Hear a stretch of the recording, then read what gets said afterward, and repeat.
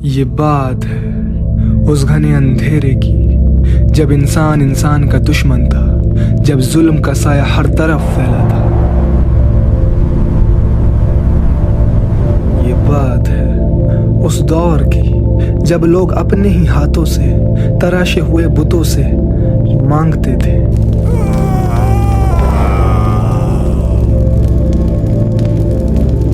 اے عزا، ہمیں دشمنوں پر فتح دے، اے لات میری تجارت کو بڑھا دے۔ یہ بات ہے اس وقت کی جب باپ اپنی ہی بیٹی کو زندہ دفنا دینا عزت سمجھتا تھا۔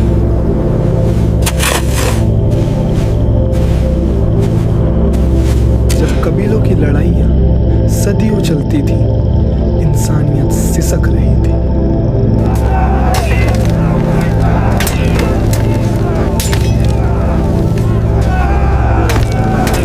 عقل تھی، سمجھ تھی، لیکن بھٹکی ہوئی۔ سوال تھے لیکن جواب نہیں تھا۔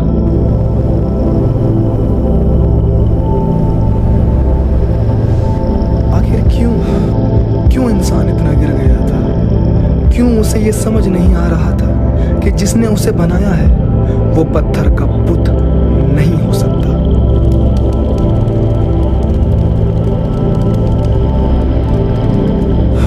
اور کیوں اللہ کو ضرورت پیش آئی کہ وہ اپنے بندوں سے ڈائریکٹ بات کرے؟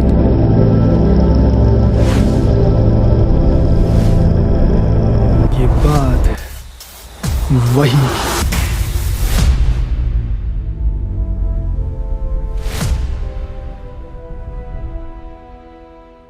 مدرسوں میں، گھروں میں ہم لفظ وہی سنتے ہیں، نبی پر وہی آتی تھی، لیکن زندگی میں ایسے موقع بہت کم آتے ہیں۔ وہی وہ اللہ کا پیغام تھا۔ جب کوئی یہ بتاتا ہے کہ اصل میں یہ وحی ہے کیا، یہ کیسے آتی تھی، اور سب سے ضروری اس وحی کی ضرورت ہی کیوں ہوئی؟ کیا اللہ انسان کو بس عقل دے کر چھوڑ نہیں سکتا تھا؟ اور 1400 سال پہلے ختم ہو جانے والے اس سلسلے کا آج 21ویں صدی میں ہماری زندگی میں کیا کام ہے، جانیں گے اس ویڈیو میں۔ وحی سے پہلے کے حالات، اسکالرز کہتے ہیں کہ جاہلیہ یعنی اگنورنس کا دور تھا۔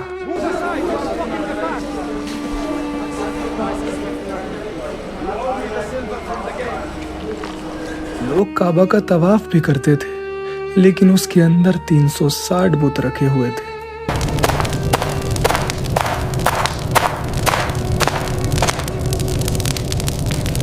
میرا قبیلہ ہوبل کو مانتا ہے، وہ سب سے بڑا ہے۔ نہیں، عزا کی طاقت سب سے زیادہ ہے، ہم اس کے نام پر قربانی دیں گے۔ ظلم عام تھا، کمزور کا کوئی نہیں تھا۔ سوچ میں اتنا بھٹکاؤ تھا کہ لوگ سمجھ ہی نہیں پاتے تھے۔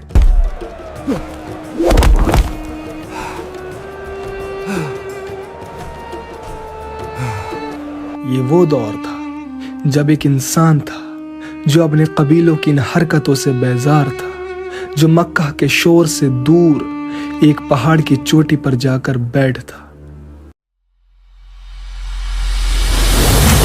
غار میں، غار ہیرا میں وہ سوچتے تھے، یہ چاند، یہ سورج، یہ ستارے، ان کا بنانے والا کون ہے؟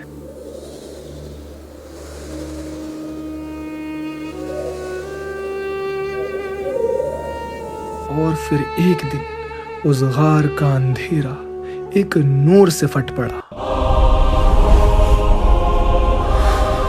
وہی کیا ہے؟ اقرا۔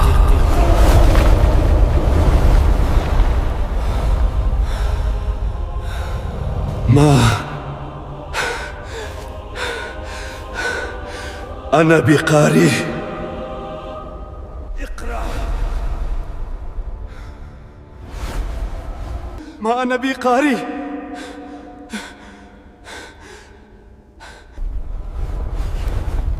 اقرا۔ ما أنا بقارئ. اور پھر جبرائیل علیہ السلام نے وہ الفاظ کہے جو قیامت تک رہنے والے تھے. اقرأ بسم ربک الذی خلق. پڑھو اپنے اس رب کے نام سے جس نے پیدا کیا. یہی تھی پہلی وحی اللہ اور اس کے نبی کے بیچ کا ایک سیکیور چینل ہے. یہ کوئی عام خیال نہیں ہے، یہ ایک حقیقت ہے، ایک وزن ہے.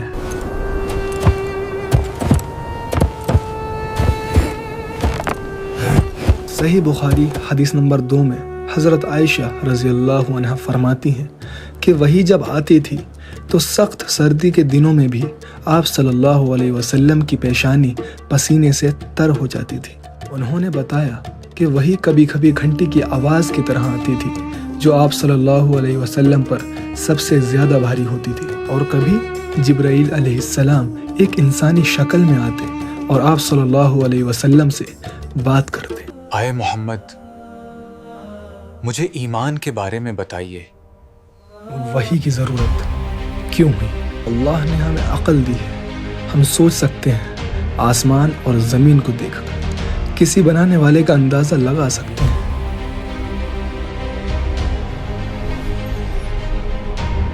لیکن ہماری عقل کی ایک لمٹ ہے.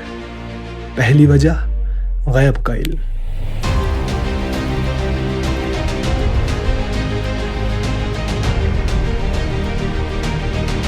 ہماری عقل یہ نہیں بتا سکتی کہ اس بنانے والے کا نام کیا ہے، جنت کیسی ہے، جہنم کیسی ہے.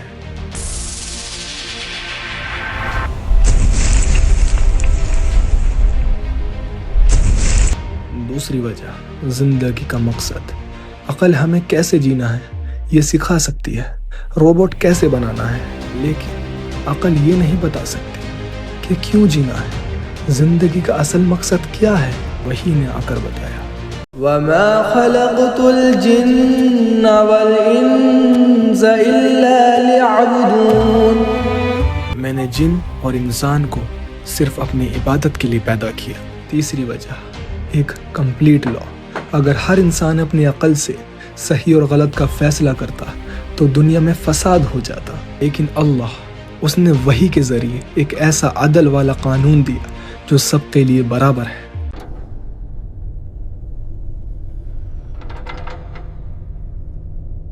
وحی انسان کی عقل کو ختم نہیں کرتی، بلکہ وحی انسان کی عقل کو گائیڈ کرتی ہے. جیسے ایک گاڑی میں پاورفل انجن عقل ہے، لیکن ایک GPS وحی کی ضرورت ہوتی ہے. آج ہماری زندگی میں وحی کا کیا کام؟ تو اب سوال اٹھتا ہے کہ وحی کا سلسلہ تو 1400 سال پہلے ختم ہو گیا. ضرورت اس لیے ہے کیونکہ وحی قرآن کی شکل میں آج بھی ہمارے پاس محفوظ ہے. جیسے سورہ قریش کو ان کی غفلت یاد دلائی تھی، ویسے ہی قرآن آج ہمیں ہماری غفلت یاد دلاتا ہے. ڈپریشن، انزائٹی، بے مقصدیت آج اتنی ہی ہے جتنی ہمارے نبی صلی اللہ علیہ وسلم کے دور میں تھی، کیونکہ ہم نے اس GPS کو بند کر دیا ہے. ہم نے اس وحی کو چھوڑ دیا جو ہمیں ہمارا راستہ، ہمارا رب اور ہمارا مقصد بتانے آئی تھی. آج جب آپ پریشان ہوں اور قرآن کھول کر بیٹھیں اور آپ کو اپنی پریشانی کا حل ایک آیت میں مل جائے تو یاد رکھیے یہ وحی آج بھی آپ سے اور مجھ سے بات کر رہی ہے.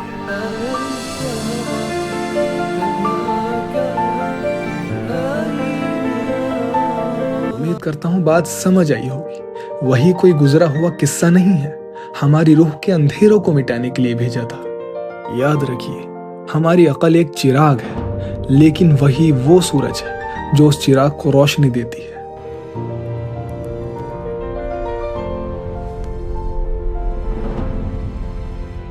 میرا یہ مقصد ہے کہ ہم قرآن کو آسان طریقے سے سیکھیں. آگے کی ویڈیوز دیکھنے کے لیے اپڈیٹڈ رہیے. اس چینل کو سبسکرائب کر لیجیے. انشاءاللہ اب ویڈیو سورہ الفاتحہ سے شروع ہوگی. جزاک اللہ خیر.